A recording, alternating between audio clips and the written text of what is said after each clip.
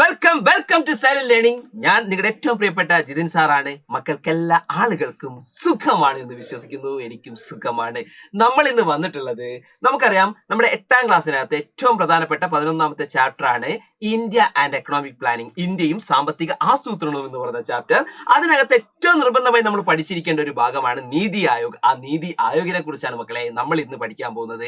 മക്കളെല്ലാവരും ready ആണല്ലോ, set ആണല്ലോ? നമുക്ക് നോക്കാം നീതി ആയോഗ്. അപ്പൊ നമുക്കറിയാം, പ്ലാനിംഗ് കമ്മീഷൻ ഓഫ് ഇന്ത്യ, ഇന്ത്യയിലെ ആസൂത്രണ കമ്മീഷന് പകരം വന്നിട്ടുള്ളതാണ് ഇത് നീതി ആയോഗ് എന്ന് പറയുന്നത്. ആ നീതി ആയോഗ് ഏത് ഇയറിലാണ് വന്നിട്ടുള്ളത്? 2015 വന്നത് അല്ലേ മക്കൾ? ശ്രദ്ധിക്കണേ, ഏതാണ്? 1 ജാനുവരി 2015 2015 ജനുവരി 1 നിലവിൽ വന്നത്. ഇനി പ്രധാനമായും നിങ്ങൾ ശ്രദ്ധിക്കണം, നീതി ആയോഗ് എന്താണ് അതിന്റെ ഫുൾ ഫോം? നമുക്കറിയാം, national institute four transforming India.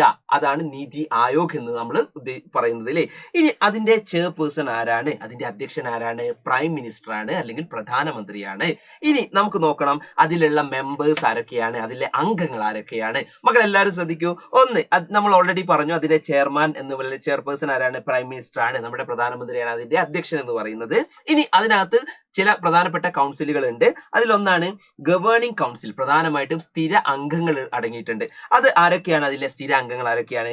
Chief ministers ആണ്. ചീഫ് മിനിസ്റ്റേഴ്സ് ഇൻ സ്റ്റേറ്റ് ആണ്, അതായത് ഇന്ത്യയിലെ സംസ്ഥാനങ്ങളിലുള്ള മുഖ്യമന്ത്രിമാര് അതിലുള്ള അംഗങ്ങളാണ്, ഈ പറയുന്ന ഗവേണിംഗ് കൗൺസിലുള്ള അംഗങ്ങളാണ്.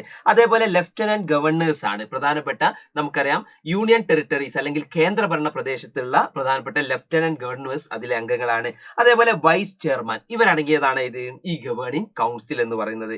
പിന്നെ നമുക്ക് നോക്കണം, ഇതിൽ പാർട്ട് ടൈം മെമ്പേഴ്സ് ആയിട്ട് 2 ആൾക്കാരുണ്ട്. പാർട്ട് ടൈം മെമ്പേഴ്സ് ആയിട്ടുണ്ട്. അതാരൊക്കെയാ നോക്കണം. അവരെ എവിടെ നിന്നാണ് നമ്മൾ സെലക്ട് ചെയ്യുന്നത്? So they selected from universities and research centre. പ്രധാനപ്പെട്ട സർവകലാശാലകളിൽ നിന്നും അതുപോലെ തന്നെ ഗവേഷണ സ്ഥാപനങ്ങളിൽ നിന്നും സെലക്ട് ചെയ്യുന്ന ആളുകളെയാണ് നമ്മൾ പാർട്ട് ടൈം മെമ്പേഴ്സ് ആയിട്ട് വെക്കുന്നത്. അത് 2 ആൾക്കാരെയാണ് വെക്കുന്നത്. ഇനി നമുക്ക് നോക്കേണ്ടത്, എക്സ് ഒഫീഷ്യോ മെമ്പേഴ്സ് ആയിട്ട് 4 ആൾക്കാരെ സെലക്ട് ചെയ്യുന്നുണ്ട്. ഈ പറയുന്ന അനൗപചാരിക അംഗങ്ങളായിട്ട് 4 പേര് എന്ത് ചെയ്യുന്നുണ്ട്? സെലക്ട് ചെയ്യുന്നുണ്ട്. എവിടെ നിന്നാണ് സെലക്ട് ചെയ്യുന്നത്? അത് പ്രധാനമായും ക്യാബിനറ്റ് മിനിസ്റ്റേഴ്സിനെയാണ് സെലക്ട് ചെയ്യുന്നത്. പ്രധാനപ്പെട്ട കേന്ദ്ര മന്ത്രിമാരെയാണ് 4 ആൾക്കാരെ എന്തിലേക്ക് നമ്മൾ എക്സ് ഒഫീഷ്യോ മെമ്പേഴ്സ് ആയിട്ട് സെലക്ട് ചെയ്യുന്നത്. ലാസ്റ്റ് ആരാണ്? ചീഫ് എക്സിക്യൂട്ടീവ് ഓഫീസർ ഉണ്ടാവും. അപ്പൊ ഇത്രയും അംഗങ്ങൾ അടങ്ങിയതാണ്, ഇത്രയും മെമ്പേഴ്സ് അടങ്ങിയതാണ് നീതി ആയോഗ് എന്ന് പറയുന്നത്. ഇനി നമ്മൾ നോക്കേണ്ടത് ഇതിന്റെ എയിംസ് ആണ്. പ്രധാനപ്പെട്ട നമ്മുടെ ലക്ഷ്യങ്ങൾ നോക്കണം. നീതി ആയോഗിന്റെ പ്രധാനപ്പെട്ട ലക്ഷ്യങ്ങൾ നോക്കണം. ഓക്കെ, നമുക്ക് നോക്കാലോ. അത് ഏറ്റവും പ്രധാനമായിട്ട് നമുക്ക് നോക്ക്. ഫസ്റ്റ് വൺ നിങ്ങൾ നോക്കണേ, എയിംസ് ഓഫ് നീതി ആയോഗ്. നീതി ആയോഗിന്റെ ലക്ഷ്യങ്ങളാണ് to bring down government participation in industrial and service sector. അവിടെ പറയുന്നുണ്ട്, പ്രധാനമായിട്ടും അവിടെ പറയുന്നുണ്ട്, വ്യവസായ സേവന മേഖലകളിൽ സർക്കാർ പങ്കാളിത്തം കുറയ്ക്കുക. ഇതാണ് ഒന്നാമത്തത്. ഇനി രണ്ടാമത് നോക്കൂ, to improve agriculture production by practising mixed farming. കാർഷിക മേഖലയെ മിശ്ര കാർഷിക ഉൽപാദനത്തിലൂടെ പുരോഗതിയിലെത്തിക്കുക. അതാണ് രണ്ടാമത്തത്. തേർഡ് വൺ നോക്കൂ, third one to utilise the service of dominant middle class for sustainable economic growth. അവിടെ പറയുന്നുണ്ട്, പ്രബല മധ്യവർഗത്തെ സുസ്ഥിര സാമ്പത്തിക വളർച്ച നേടാൻ ഉപയോഗപ്പെടുത്തുക എന്ന് പറയുന്നുണ്ട്. ഇനി ഫോർത്ത് വൺ നോക്കൂ, to make use of services of non residential Indians for economic and technological growth. അവിടെ പറയുന്നുണ്ട്, പ്രവാസി ഇന്ത്യക്കാരുടെ സേവനം സാമ്പത്തിക സാങ്കേതിക വളർച്ചയ്ക്ക് പ്രയോജനപ്പെടുത്തുക. അതാണ് പറഞ്ഞിട്ടുള്ളത്. ഇനി നമുക്ക് നോക്കാം എത്രയാണ്. നമുക്ക് ഫിഫ്ത്ത് പോയിന്റ് നോക്കാം, 5ാമത്തെ പോയിന്റ് നോക്കാം. To convert the cities into secure living centre using modern technology. അവിടെ പറയുന്നുണ്ട്, ആധുനിക സാങ്കേതിക വിദ്യയുടെ സഹായത്തോടെ നഗരങ്ങളെ സുരക്ഷിത ആവാസ കേന്ദ്രങ്ങളാക്കി മാറ്റുക. അതാണ് 5ാമത്തത്.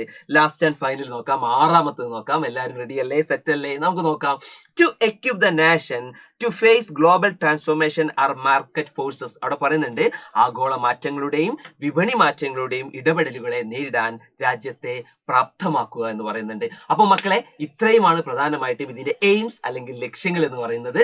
മക്കൾ നിർബന്ധമായും നമ്മൾ പഠിച്ചിരിക്കേണ്ട ഒരു ഭാഗമാണ് ഇത് നീതി ആയോഗ് എന്ന് പറയുന്നത്.